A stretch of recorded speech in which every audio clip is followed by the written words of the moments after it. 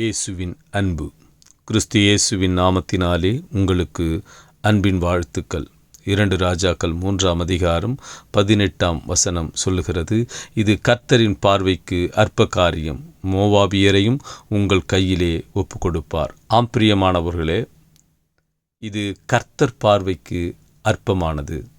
நீங்கள் எவைகளை இது நடக்கவே நடக்காது, முடியாது என்று பிரமிப்பாய் ஏங்கிக் கொண்டு இருக்கிறீர்களோ, அவைகளை முடிய பண்ணுகிறவர் தேவன். அது கர்த்தருடைய பார்வைக்கு லேசான காரியம். தேவனால் எல்லாம் கூடும், தேவனால் கூடாத காரியம் ஒன்றுமில்லை. எனவே நீ விசுவாசித்தால் தேவ மகிமையை காண்பாய்.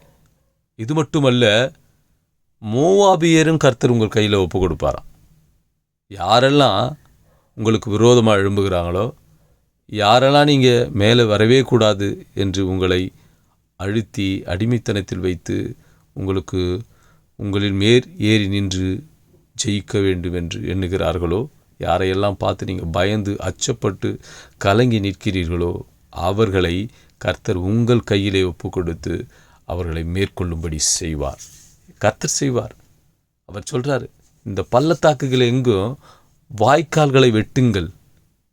கர்த்தர் காற்றையும் பார்க்க மாட்டீங்க, மழையும் பார்க்க மாட்டீங்க. உங்கள் வாய்க்கால்கள் தண்ணீரினால் நிரப்பப்படும். கர்த்தர் தண்ணீரை கொடுப்பார். அதன் மூலம் உங்கள் மிருக ஜீவன்கள், உங்கள் குடும்பங்கள் எல்லாம் சாப்பிட்டு குடித்து திருப்தியாக இருப்பீங்க என்று வேதம் சொல்லுகிறது. கர்த்தர் சொல்கிறார். ஒருவேளை மழைக்கு சாத்தியமே இல்லாமல் இருக்கலாம், வறண்டு இருக்கலாம், நிலம் வறண்டு இருக்கலாம், பாலைவனமாக கூட இருக்கலாம். ஆனால் கர்த்தர் அந்த இடத்துல வாய்க்கால்கள் வெட்டுங்கள் என்றால் வெட்டுங்கள். கர்த்தர் சொல்ல ஆக அவர் கட்டளையிட நிற்கும். கர்த்தர் சொல்லிவிட்டார், அது நடந்தே தீரும். எனவே நீங்கள் காத்து இருக்காது, மழை இருக்கு, ஆனால் உங்கள் வாய்க்கால்கள் நிரம்பி அது வற்றிடாமல் இருக்கும். அது எல்லாம் உங்கள் குடும்பத்திற்கு போதுமானதாக இருக்கும். அவர் உன்னை ஆசீர்வதிப்பேன் என்று சொன்னால் ஆசீர்வதிக்கிறவர். அவர் காற்றுனாலும் மழையினாலும் மட்டும் அவர் தண்ணீரை வரவழைக்க முடியும் என்று அல்ல, கர்த்தரால் எப்படியும் முடியும். என் தேவனால் கூடாத காரியம் ஒன்றும் இல்லை.